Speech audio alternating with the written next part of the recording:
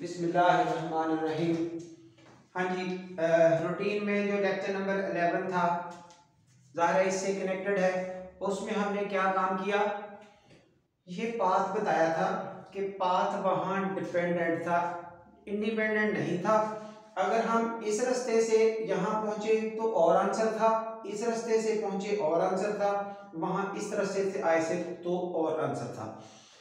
ये वाला स्टेटमेंट जो सामने है, दिस इज इंडिपेंडेंट, ये बात यूं लिखी है कि इंडिपेंडेंट ऑफ द पाथ। यहां आप जिस रास्ते से भी मूव करेंगे रिजल्ट सेम आएगा।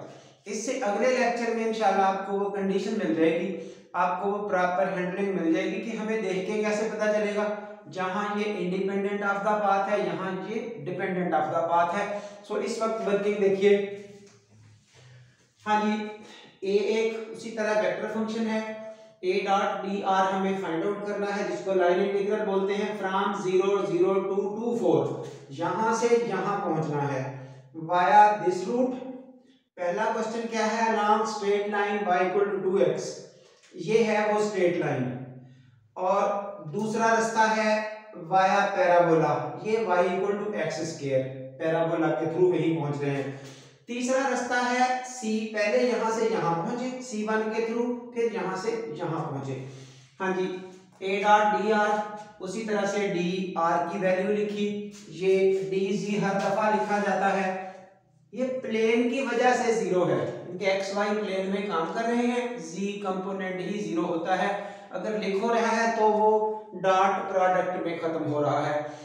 अल्टीमेटली ये आई कंपोनेंट आई से मल्टीप्लाई हुआ, जे कंपोनेंट जे से मल्टीप्लाई हुआ, आउटपुट आपके सामने है। अब इस जगह से हम वर्किंग करना चाहते हैं, इस इंटीग्रल को सॉल्व करना चाहते हैं along the line y equal to 2x।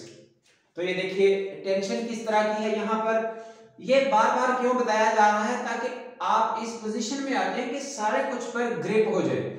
ये देखिए, एक वेरिएबल x है, y है, dx है, dy है, इंटीग्रल सिंगल है, थ्रू आउट वेरिएबल या x आएगा या थ्रू आउट y आएगा, फिर ये इंटीग्रल सॉल्वेबल होगा।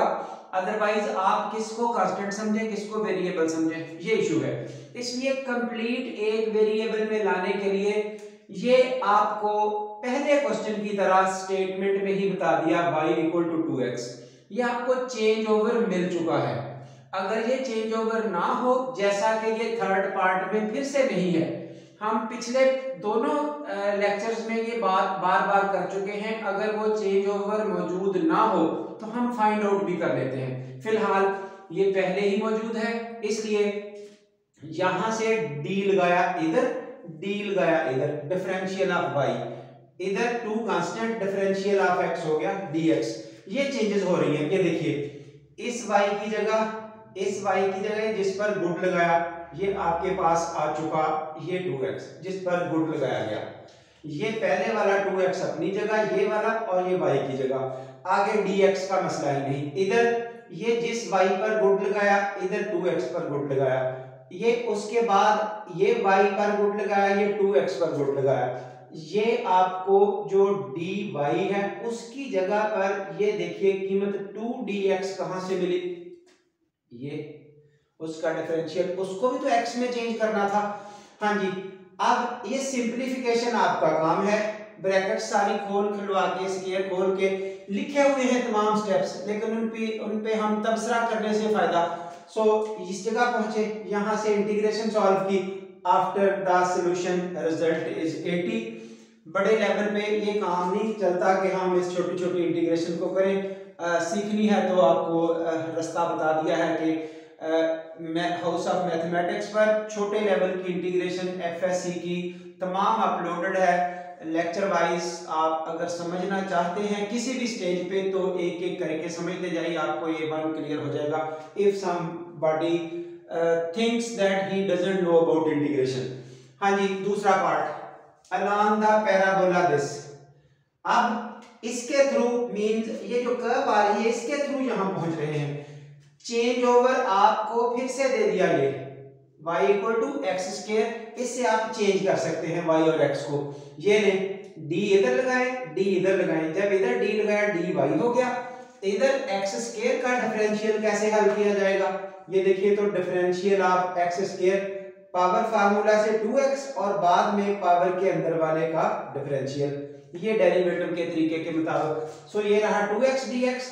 अब जरा देखिए चेंजेस, ये जिस पर y पर गुड लगाया तो इधर उसकी कीमत अब क्या है x स्क्वायर, उसके बाद इस y की कीमतें ये देखिए x स्क्वायर लगा देंगे, और ये सर्कल वाला हिस्सा किस चीज का है, ये dy की जगह पर कीमत है, dy की जगह पर 2x dx। अब हाँ जी सिंप्लीफाई करें, तरतीब लगाएं, एंड पर पहुंच के आपको ये इंटीग्रेशन मिल गई। लिमिट्स यहां भी सोच लें, यहां भी सोच लें, लिमिट्स लगनी है जिस वेरिएबल को आप यहां डील कर रहे हैं। आप अब x वेरिएबल को डील कर रहे हैं तो इधर भी x की लिमिट्स थी, इधर भी x की लिमिट्स।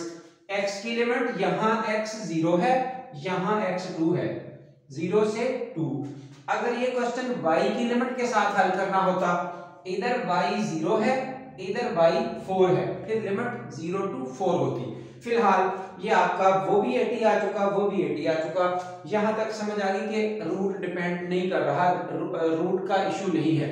आगे बढ़िए जरा, इसके थ्रू आके देखें, इसके थ्रू आना तो दो हिस्से, पहले यहां से यहां, फिर यहां से यहां।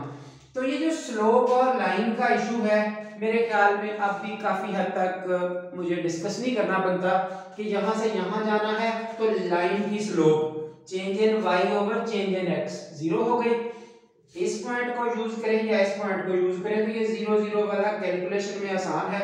ये फार्मूला लिखते हैं, इसमें कीमतें पुट करते हैं, x1 y1 की जगह पर ये 0 और 0, और अल्टीमेटली आपको रिजल्ट मिल गया यहाँ से हल होके y इज इक्वल टू 0। फिर dy क्यों बनाते हैं, क्योंकि उस चेंज ओवर में जरूरत पड़ती है dy की। डिफरेंशियल लिया 0, अब आपका यहां से ही काम शुरू होगा।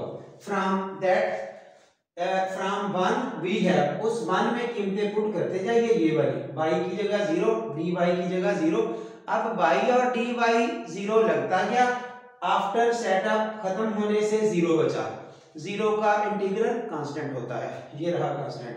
अब इसमें अपर लिमिट लगाएं, लोअर लिमिट लगाएं। लिमिट वेरिएबल की जगह पर होती है, बहुत लोग गलती करेंगे 2 - 0 करके।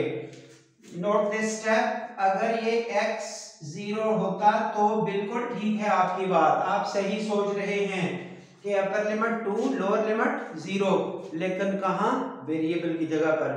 यहां क्या सोच रहे हैं, यहां पर अगर आपको कहे कि इसमें लिमिट्स लगानी है 0 to 3, तो कहां लगनी है लिमिट्स, वो दोनों दफा वही रहेगा 4 - 4, ठीक है, ये कांस्टेंट है। 2 लगाने से भी वही रहेगा, ये और देख लें, और देख लें, ये लें, अब लगाएं तो लिमिट्स, अब बिल्कुल वाज़ेह हो जाएगा। 2c - 0c, बताएं तो किसकी जगह लिमिट लगाई है, x की जगह पर भाई, c की जगह तो नहीं लगाई, c तो वही रहा, इसलिए c - c 0। हाँ जी, अलोंग दिस कर्व, ये जब देखेंगे इसमें ये पॉइंट और ये पॉइंट, फिर स्लोप, ये लाइनों का काम स्लोप के साथ ही होना है जो स्ट्रेट लाइनें हैं। हाँ जी, change in y over change in x, change in y over change in x, difference of y over difference of x infinity. तो इसको भी कई दफा यूटिलाइज करके दिखा दिया, आपके पास ये रिजल्ट आया, x की कीमत 2 dx की ये उसी मान से, क्योंकि मेन a डॉट dr ही हल हो रहा है लाइन इंटीग्रल, जब उसमें पुट किया तो ये सारी कीमतें एक एक करके लिख दी हैं ताकि टेंशन ना रहे।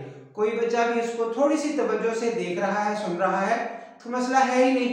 हाँ जी, इनकी सिंप्लीफिकेशन की तो एंड पे बचा ही y, ये देखिए ना, अब हमारी मजबूरी है, x तो बचा ही नहीं, y ही बचा, तो फिर y की लिमिट लगेगी यहां से यहां, y की लिमिट देखिए तो ठीक है, इधर y 0 है, इधर y 4 है, तो ये आपके पास लिमिट्स है। बाकी इंटीग्रेशन है, उसमें कोई बात ही नहीं है, इंटीग्रेशन आप बाएं हाथ का काम बिल्कुल है, इसमें कोई शक नहीं।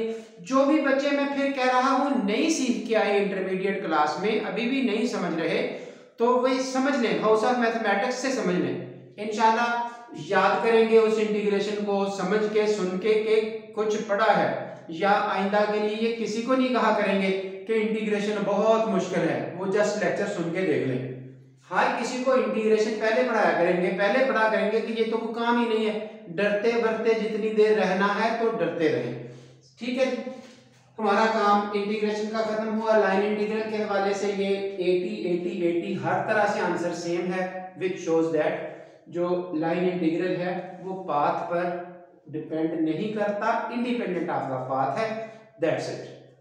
जिन लोगों को अब अगला लेक्चर सुनना है ज़ाहिर है उसमें ये फर्क क्लियर होगा कि कब डिपेंडेंट कब इंडिपेंडेंट, वो कंडीशन देखनी है।